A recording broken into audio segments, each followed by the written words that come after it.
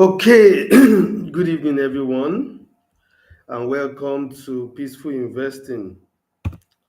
Uh, Let me start by saying Happy New Month to everyone, and I wish you the very best in the month of June.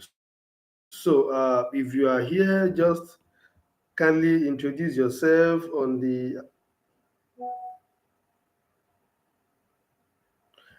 Please introduce yourself. If you're on YouTube, please drop your name and your location. If you're on Facebook, do the same. In the next 2 minutes, we'll get started. We'll wait for a few more people and then we kick off. Welcome, welcome, welcome. Please, if you can see me and then hear me clearly, please put a comment in the comment section. Just drop one.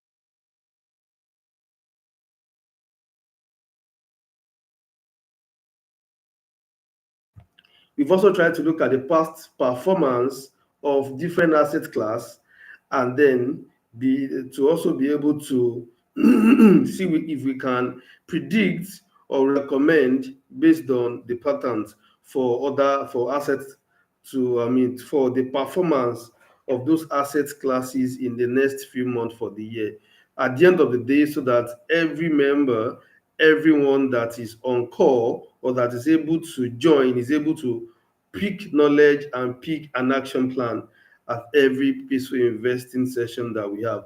So tonight we'll be talking briefly on how to build a solid portfolio. But before we get into that, I would like to know who is on call tonight and where are you joining from. So apart from that, I would quickly go through what I have scheduled for today in the next 10-15 minutes thereabout, and then we can take as many questions as possible. However, whatever we do between the next 30, 35 minutes, we'll call it a day, and then other conversation can continue on the group. There's a group, there's an investment community that I coordinate. So if you are not there, please signify. We can drop the link and then you'll be able to join. So trying to make sure that this session is as short as possible, short, precise, educative, and then can give you actionable step as well. So that said, welcome tonight once again. My name is Peter Akinola and I'm excited to be here with you. So, what is a portfolio to start with? I'm going to try as much as possible to break all of these things down in the most simple form you can think about. So, a portfolio, when it comes to investment, is you bringing different silos of investment together with the goal of making sure that you maximize every asset class in that portfolio. I'm feeling I'm sounding technical a little bit. So it's as good as say that, okay, let me give you a typical example. If at any point in time, either you yourself or your parents, you've had to invest in real estate, maybe land banking, farmland, whatever it is. You've also had to invest into equities, shares, maybe it's Nigerian stock, foreign stocks, and few other things. And then just like had announced, the debt management office had announced yesterday, the June federal government savings bond is out today, starting today and ending in the next few days. At one point or the other, if you have also invested in bonds, you have created, investment around three different assets class or three different investment instruments like that, and then that can be said to be a portfolio. So that can be said to be a portfolio. So it's as simple as making sure that you're able to maximize every investment or every investment vehicle or instrument that you jump into. So basically, that's what an investment portfolio is. But before we get into that, basically, what is an investment? It will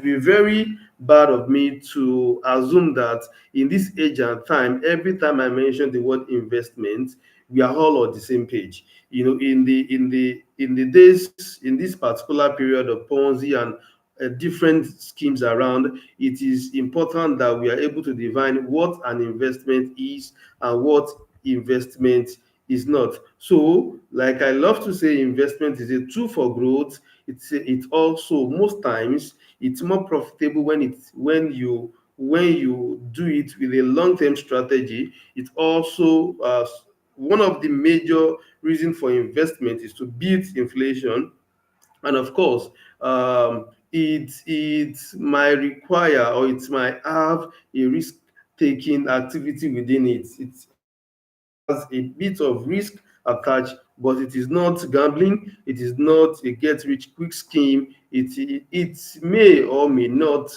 have guaranteed return, but then it is not only for the rich. Everyone can invest regardless of your level of income or your level, or your age, whatever it is, gender, age, income.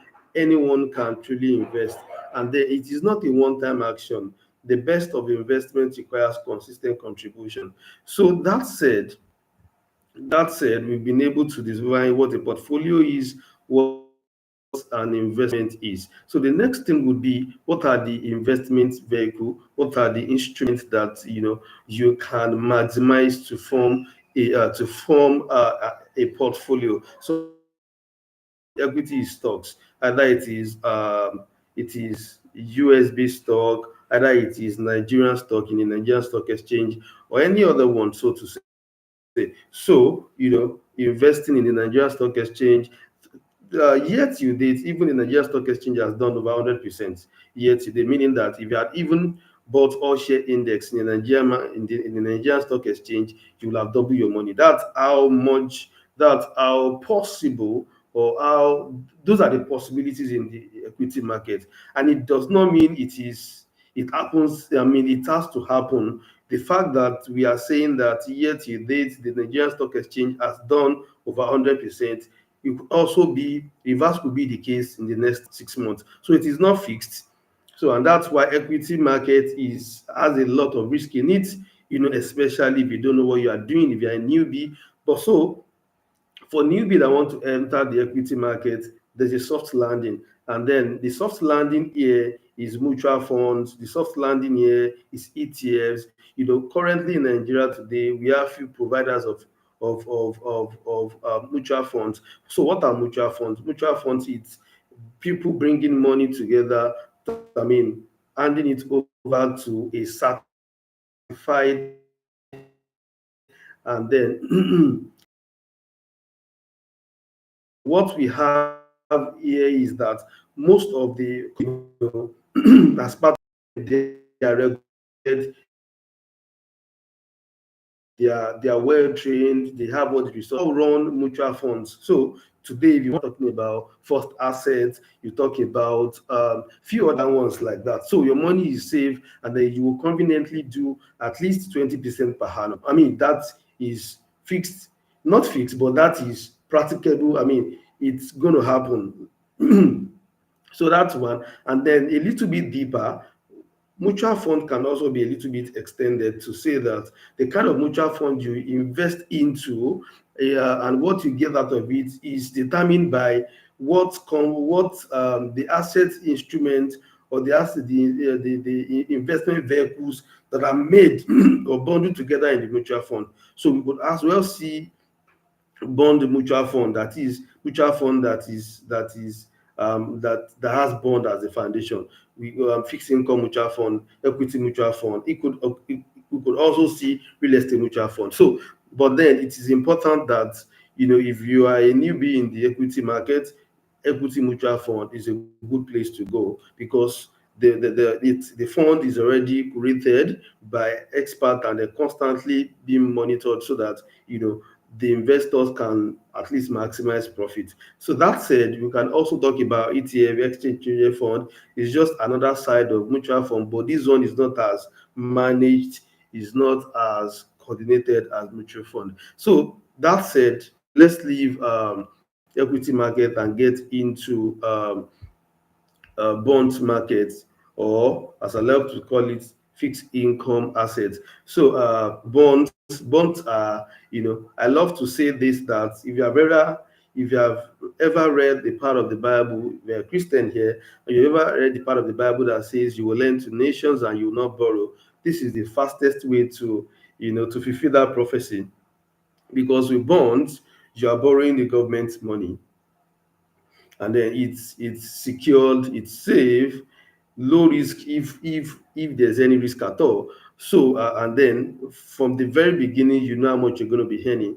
The last few days, so-called bond was oversubscribed by 735%. You know what that means? They were looking for 300 billions and they got 2.2 trillion. So it shows how much of people want to get into risk-free investment opportunities. Super bond was scheduled to pay 19 point something percent for 7 good years. Can you beat that? On the payment that gives you rest of mind. So you conveniently earn 19% annually for the next 7 years. That is cool for an investment that has security of your capital. One thing in the investment world that does not go together is high return and then security of funds. They do it's almost mutually exclusive. You can't have high return and security of funds. The higher the risk, the higher the return. And that's why equity market can deliver 100% in 6 months, with the possibility of also not doing up to that, or not doing that at all, or even doing that in the negatives. But then for the ones that have full security of funds, you are not likely to see that much of huge upside. But another thing is this: equity and the bond market or fixed income market are always alternative to each other, meaning that you can't have equity market and bond market rise at the same time, because the economics of how money works will not allow that to happen.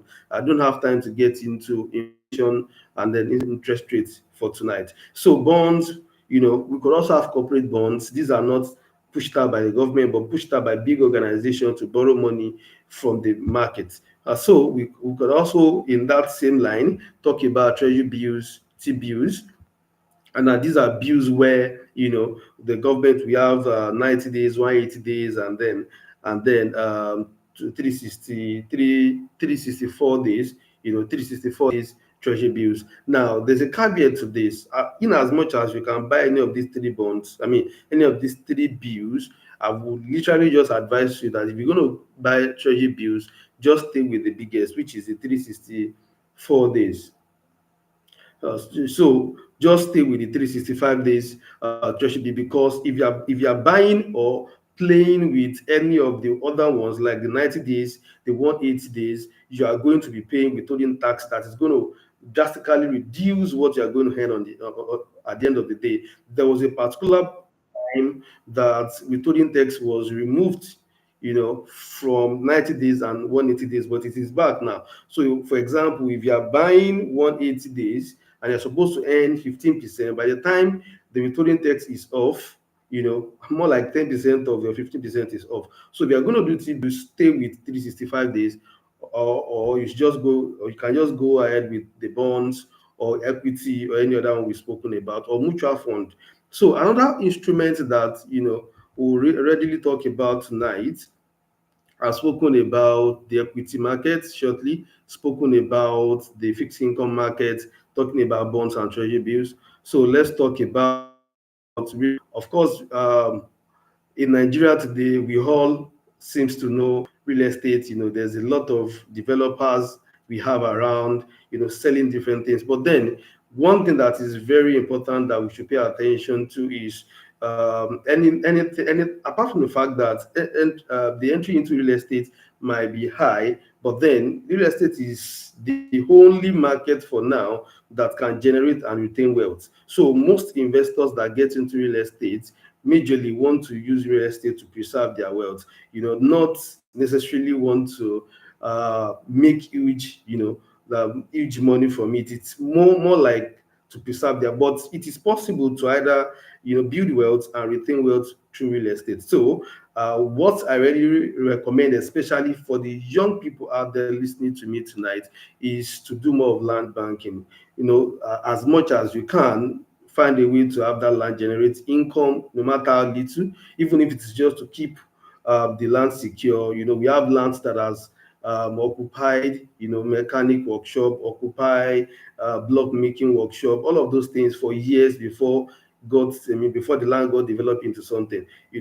Once the land is being occupied, there's less struggle on it, on okay, who owns this and all of that. So, but whatever it is you can do in your area, come together with friends.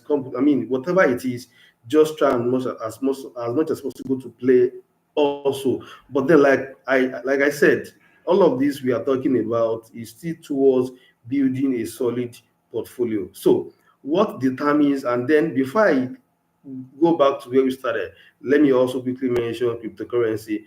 It's in all of the things we've spoken about tonight, this will probably be the most volatile and the most dangerous of all the asset class. If you don't know about it and you must, or you think you must invest into it, my recommendation has always been stay within the first 10 coin in the market. I'm talking about Bitcoin, Ethereum, and count them down. Stay within the first 10 to be safe, such that even if out of your ignorance you bought the coin at the top of the value of the market price, at least the worst that would happen is you will lose the dollar value of the coin by the time market starts going down, but you still retain the value. So for example, if you had bought 5,000 units 5,000 units of Ethereum or 5,000 units of XRP, and then you bought at the very top, let's say you bought at $3, the worst that will happen is you will watch it go down to 0.3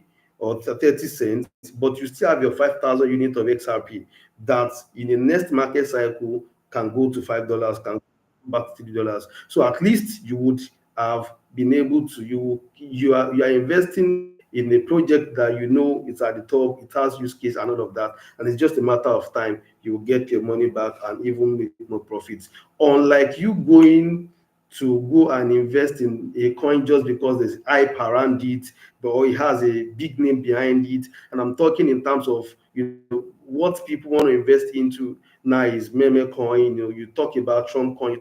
Now, if you're a newbie, please don't touch that. Your money can totally go off. I mean, a lot of people have wrecked a lot of. I mean, I have stories upon stories in my DM. People hoping that I will teach them a magic to get their money back after it has been, lost in some of these things. Please don't go. If you must play in the crypto market, knowledge is very important. In any of the market, first, knowledge is very important.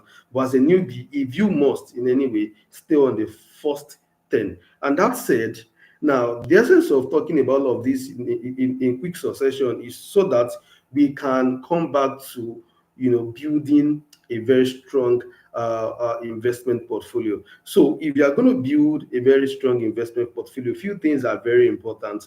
We need to be able to say, what is the objective of this portfolio we are building, because it is the objective that will determine what should be there. If your objective is cash flow, like that is, you want to be able to make money, you want this portfolio to give you money over and over again, maybe quarterly, maybe yearly, whatever it is, it's that objective will determine what and what you should put there.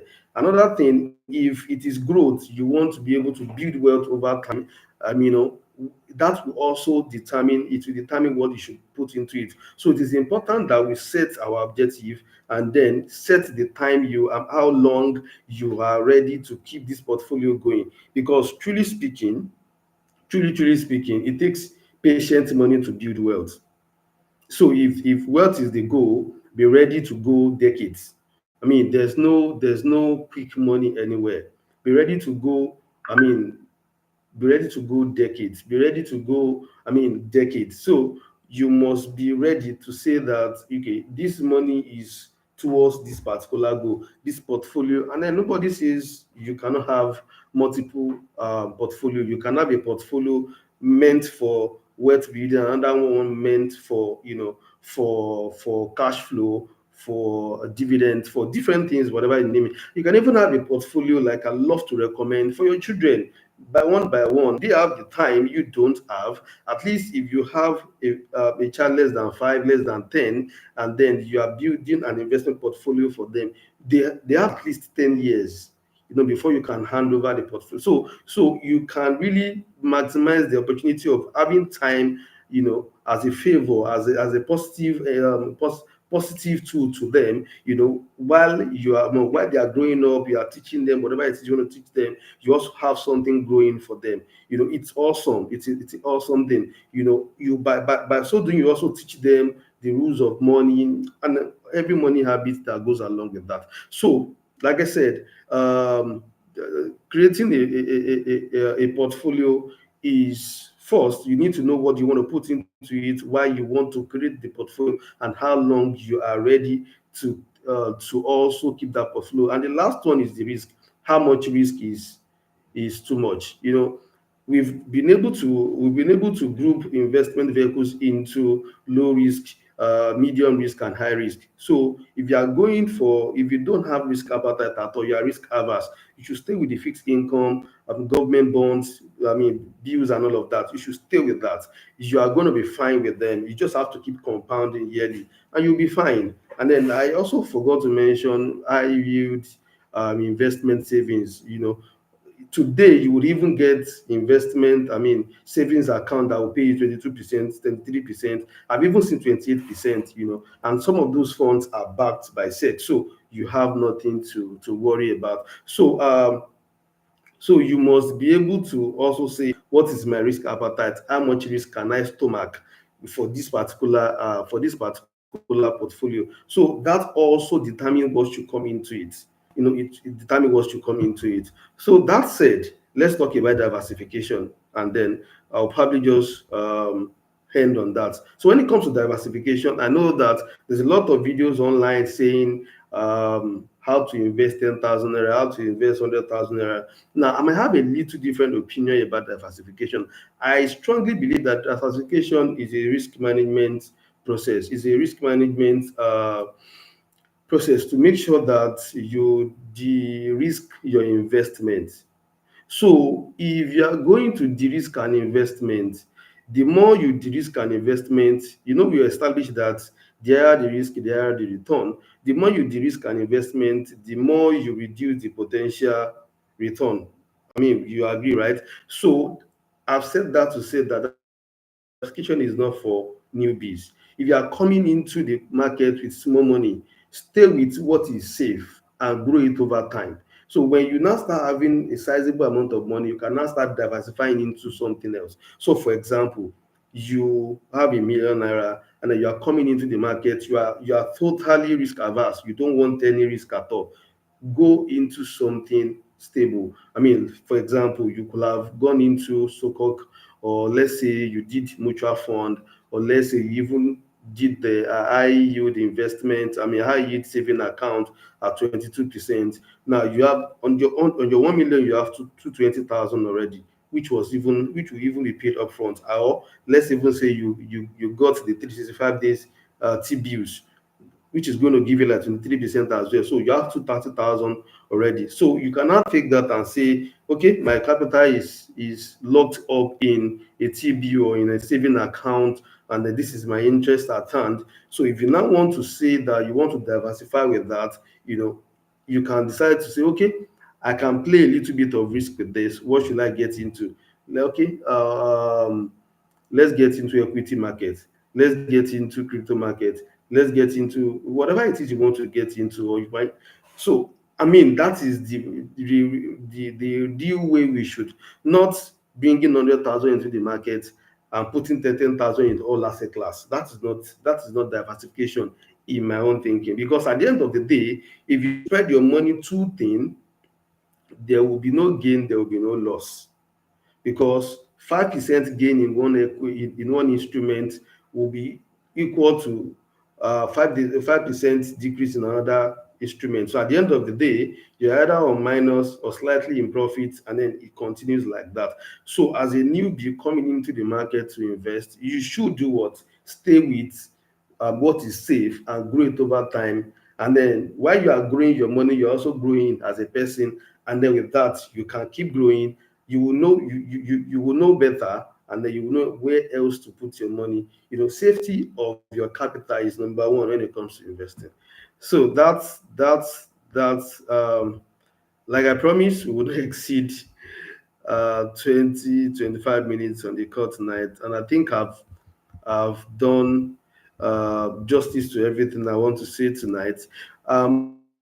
So I have an extensive conversation around this topic on my YouTube channel. So I just wanted to, so everything I've said so far is just a summary. So I have an extensive conversation on this that I had with a set of people a few weeks ago. So I'm going to link that, I'm going to add the link to that video on all of my social media accounts, so that if you're interested, you can sit down with it and watch all of that through. So thank you so much for joining the call tonight. If there's any question, I will take them, and if there's none, thank you so much tonight. Mr. Kano, Mr. Luce Yagano, good evening, sir. Good to have you, sir. So if there's no question, I will just call it a day tonight. Thank you so much, guys, for joining. If you're on YouTube and you have questions, please drop it in the message in the comment section. If you're on Facebook, please drop your question in the comment section. For the people on the WhatsApp group, you can also drop your question in the WhatsApp group.